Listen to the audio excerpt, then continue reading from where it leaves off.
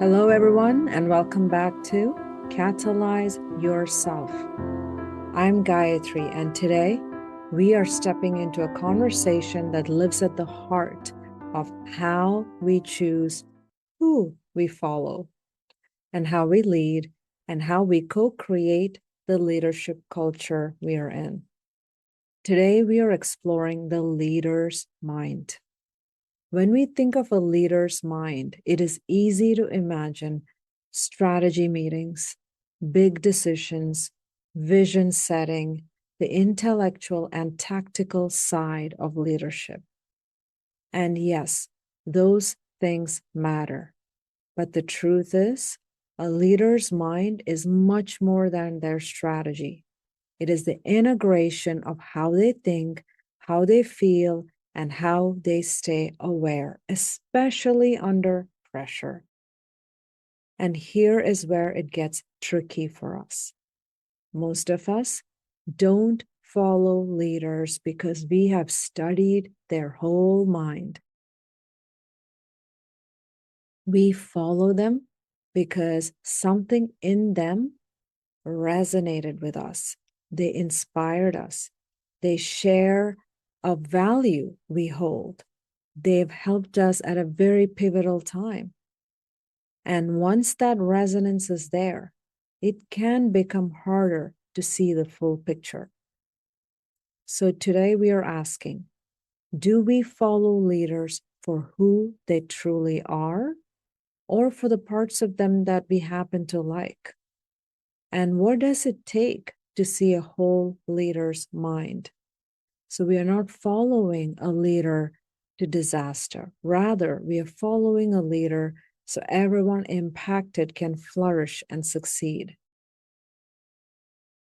So what does it take to recognize healthy leadership in our organizations, in our communities, in our lives? Not just the pieces that make us feel good. And why is this important? Because the way we see a leader shapes the way we hold them accountable. And the way we hold them accountable shapes whether they and we continue to grow. When we talk about the leader's mind, we need to separate two things. They often get blended together. One is power and one is leadership. Power is our ability to influence or control.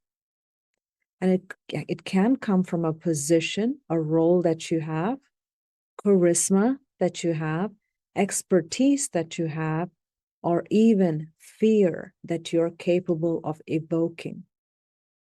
And it can be used for good, or it can be used in ways that erode trust and safety. Leadership, on the other hand, is something so much more deeper.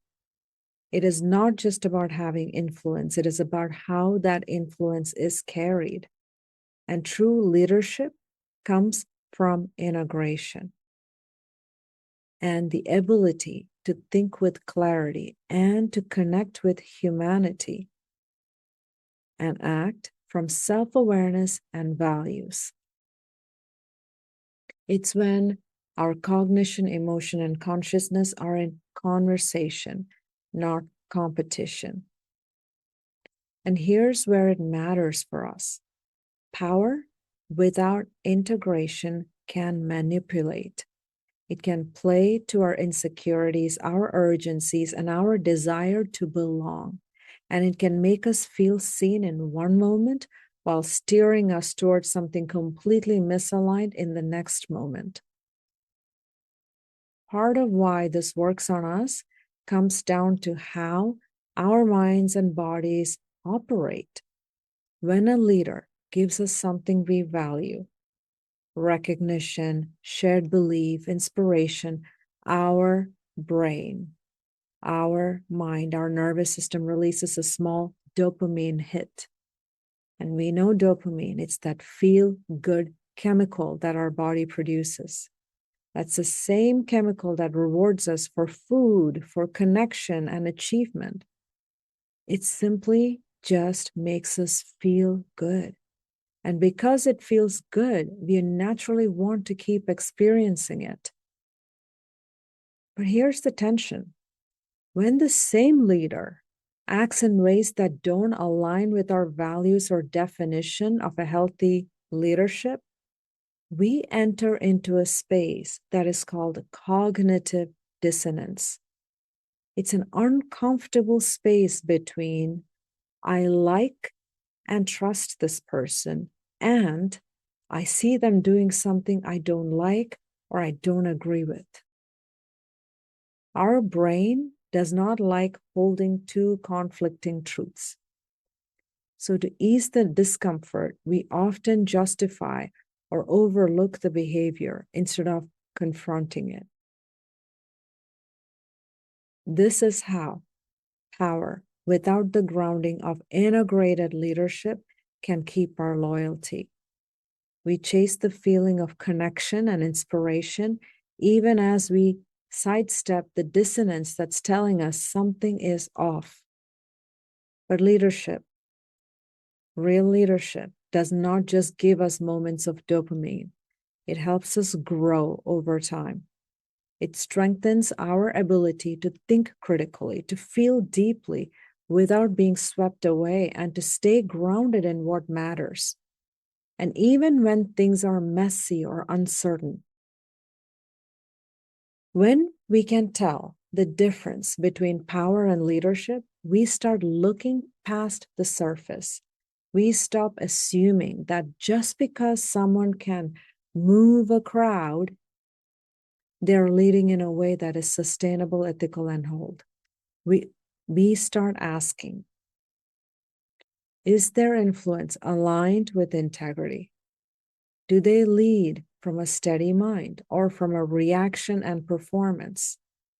Because the more we can see this difference, the less likely we are to confuse a powerful presence with a healthy leader's mind. And why is this important?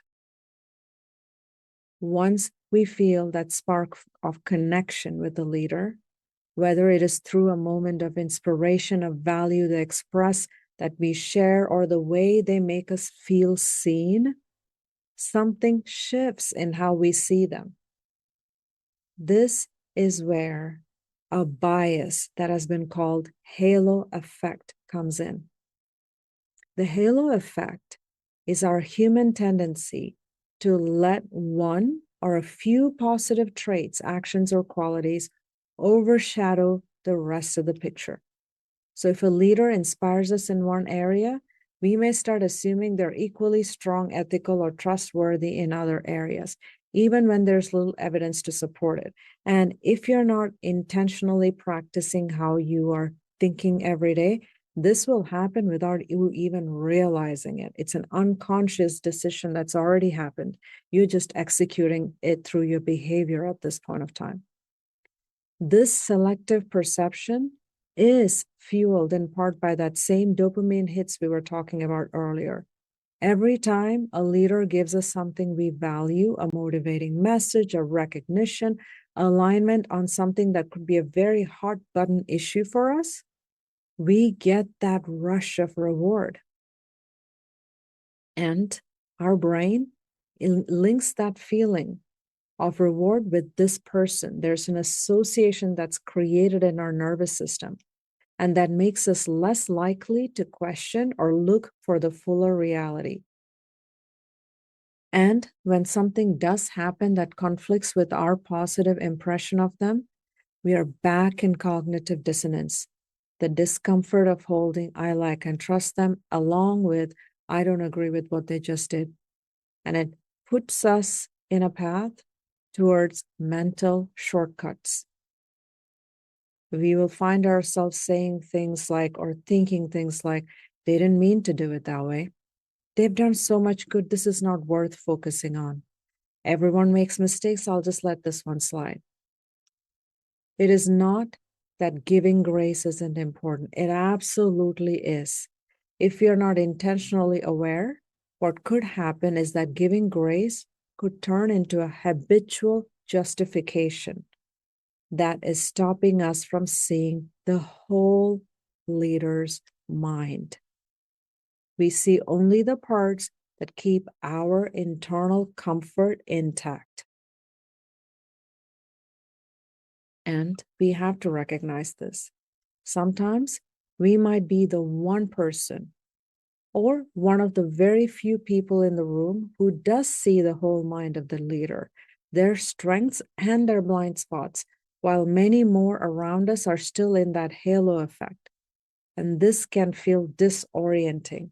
It can feel like being out of step with the group. It can feel like a betrayal by the group. It can feel like everyone around is crazy for not seeing what is so obvious to some of us. And in those moments, it is very easy to want to own everyone else's perception, to convince, to argue, to make them see. And in those moments, it's so important to pause and remember that self-leadership is regulating ourselves so that we can engage to solve, not to own others' behaviors, thoughts, and actions. And that would mean recognizing that what we are experiencing around us is the natural outcome of the mental space others are in, shaped by their perception, their needs, and their readiness to see more. If we lose our own awareness, our inspiration, our regulation, and our expression in those moments, if we react sharply with frustration or urgency, we can actually feed the very pattern we are hoping to change. Our dysregulation can give others more reason to justify the leader's behavior, because now the focus shifts from the leader's patterns to our reactions. Instead of creating clarity, we create a lose-lose scenario. We've lost our steadiness and we've made it easier for others to defend what we are questioning. Our role isn't to carry their process for them. Our role is to stay steady, keep perspective, and engage in ways that create openings rather than conflict. And we do that by holding our clarity without demanding that others adopt it instantly. By modeling integrated leadership in how we respond, we give others a living example of what it looks like to see the whole leader without collapsing into blind loyalty or cynical detachment. Because sometimes the most powerful way to shift perception in a group is not by forcing a new view. It is by showing through how we think, speak, and act what it looks like to lead with our eyes fully open. And what does this leading with our eyes fully open ask us to do?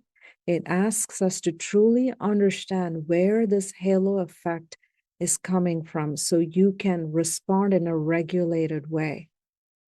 Fact is, once we've formed trust as humans, admiration or alignment with the leader, a natural shift happens in our mind. We start moving from evaluating their actions to defending them. This is what I call the justification reflex. It's an almost automatic move to protect the leader in our perception. What we care about, we are naturally inclined to want to protect. It is just human nature. And this isn't random. It's a pattern our conditioned nervous system creates. When we like and trust someone, our system associates them with safety, belonging, reward. So when they do something that doesn't fit the picture we've built of them, our nervous system experiences it as a disruption, even a small threat to that sense of safety. Because our bodies are wired to minimize threat, we start running an unconscious protection script to resolve that tension. And that script is justification. It's rooted in the same dynamics we've talked about, the dopamine reward and cognitive dissonance. The dopamine hit we get from a leader's validation or inspiration keeps us seeking that connection. Cognitive dissonance is making it uncomfortable to hold I trust them alongside with I don't agree with this choice. And then the justification reflex soothes the discomfort by filling in the gaps of on their behalf. We could come up with all kinds of reasons. They were under a lot of pressure. This is an exception, not a pattern. They've done so much for us. They've earned a little grace. Grace is important, but when grace becomes our default response to every misstep, it turns into habitual justification. And here's the cost. Habitual justification doesn't just protect the leader, it protects us from the discomfort of seeing them fully. And what is the result? We do not see the whole leader's mind. It is important for us to recognize that our nervous system will keep running the justification reflex as long as it feels the leader is part of our safety net. And without awareness, it becomes a closed loop. The leader doesn't get honest feedback, their blind spots harden into patterns, and we lose the chance to help them elevate and help our own selves elevate. And this is why accountability has to be mutual. Leadership is not a one-directional gift we receive. It is a relationship of shared growth. Our leaders help us evolve, and in return, we have a responsibility to help them evolve, not by shaming and tearing down. We would not want them to do that to us. So, in the same token, we should not be doing it to them.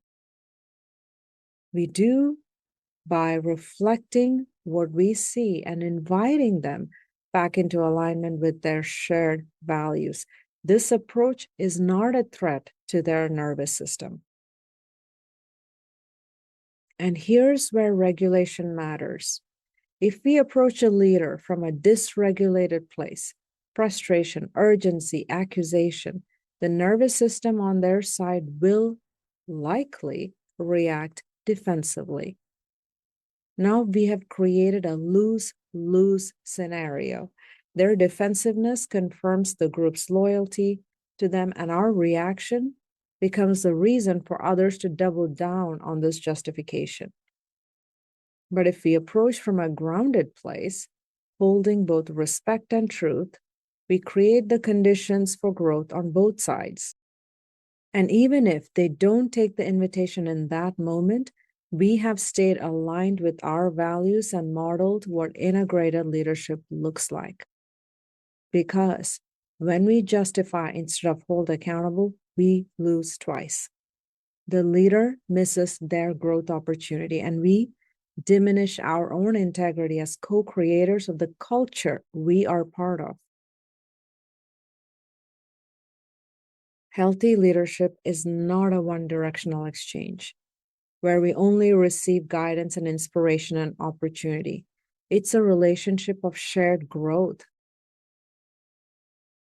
The leader's role is to create clarity and safety and conditions for us to grow. Our role is to engage with that growth and in turn help them grow too. When we are part of a healthy leadership culture, accountability moves in both directions. Leader offers feedback and challenges us towards alignment, and we reflect what we see back to them, the patterns that strengthen the culture and the ones that quietly erode it. We hold each other to the standard we have agreed matters. And so it is important for us to recognize that shifting a leadership culture is not about changing one person or one group. A true shift happens when everyone in the system is ready to move with awareness, with inspiration, with regulation and expression, and start to strengthen across the whole. When each person develops these capacities, integration becomes the shared outcome, not something carried by a single leader or a very small circle. What does this mean? This would mean our goal is not just to influence a specific leader or to convince a certain group. Our goal is to help create the conditions where the entire environment moves towards integration, where everyone has the tools and the willingness to see clearly, act with intention, and lead themselves well. This mutual growth contract requires three things from us. One is observation over assumption. Before we speak, we pause to fully see the patterns, not just the moments that triggered us. Leaders, like us, have human days.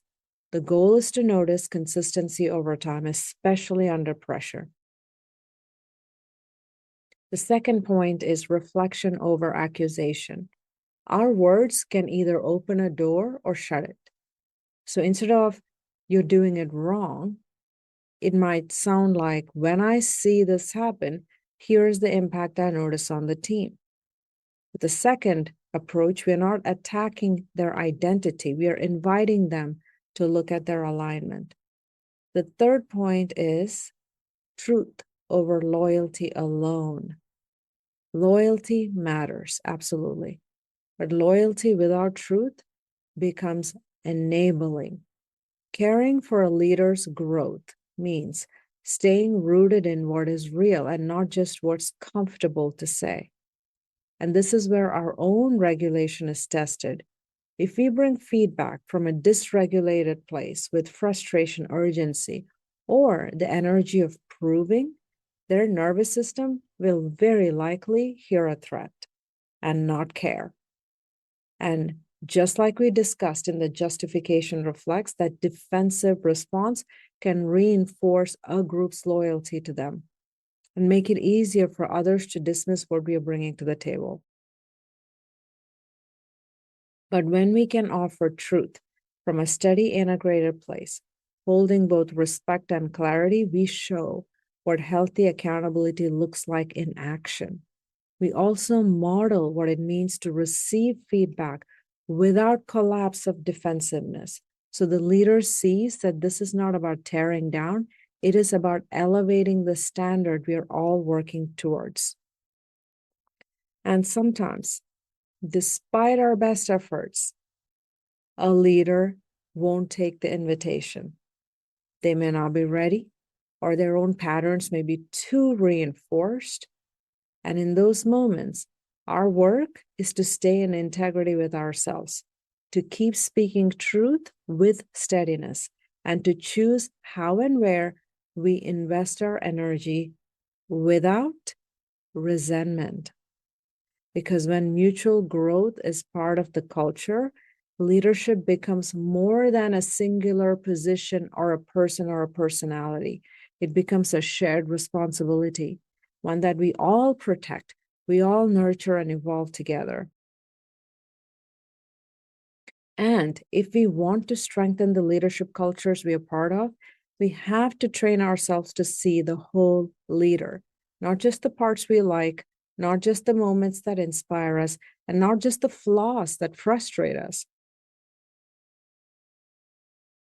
This is where the SIRE model becomes more than just a framework for self-leadership. It is also a powerful lens for understanding others. Do they have self-awareness? Does the leader notice their own patterns? Do they recognize when they're aligned with their values or when they've drifted away? How integrated is their self-inspiration? Are they grounded in a why that goes beyond performance and optics? Do their energy come from values and purpose or from urgency and approval?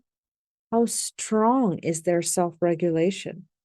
When pressure comes up, do they maintain steadiness or do they just default to a reactive response?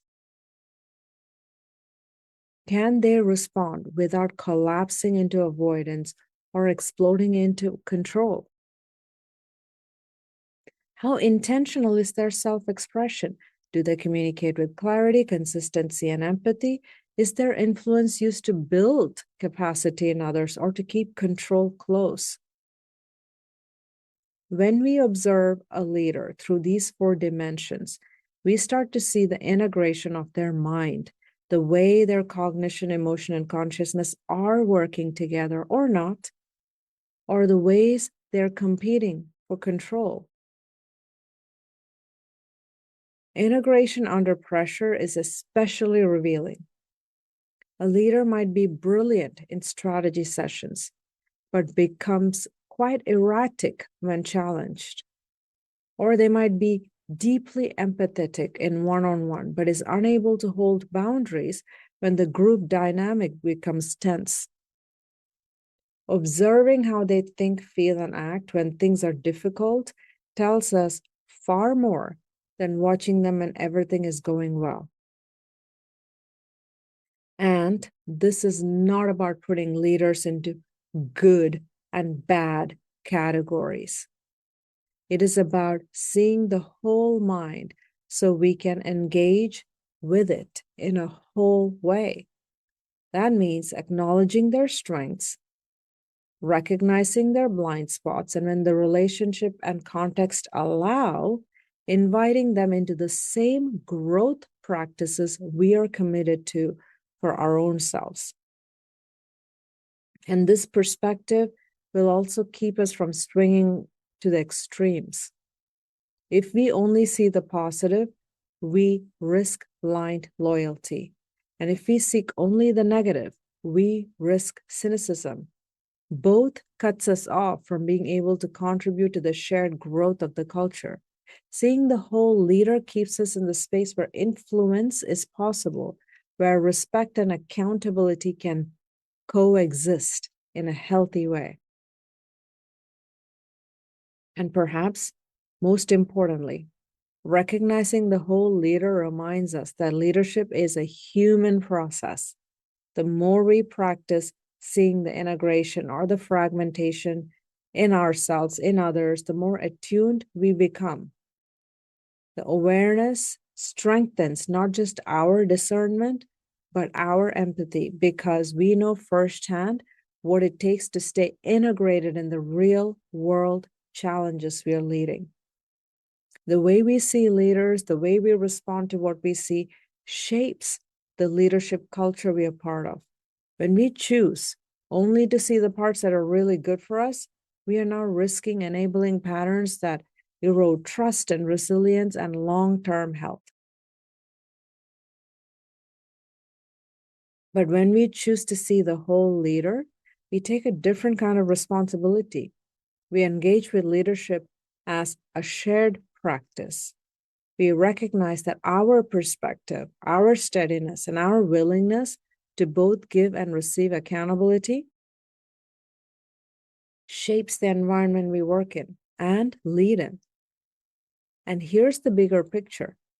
Leadership culture does not shift because one person decided to lead differently. It shifts when readiness builds across the system, when awareness, inspiration, regulation, and expression become stronger in everyone. That's what moves an environment towards integration, where each person can think clearly, feel deeply without being swept away, and act with grounded intention. When we hold this perspective, our role changes. We are no longer trying to fix a single leader or convince a specific group to see what we see. We are contributing to the conditions of readiness, staying steady in our own integration and modeling what healthy leadership looks like, and engaging in ways that open the space for growth rather than close it.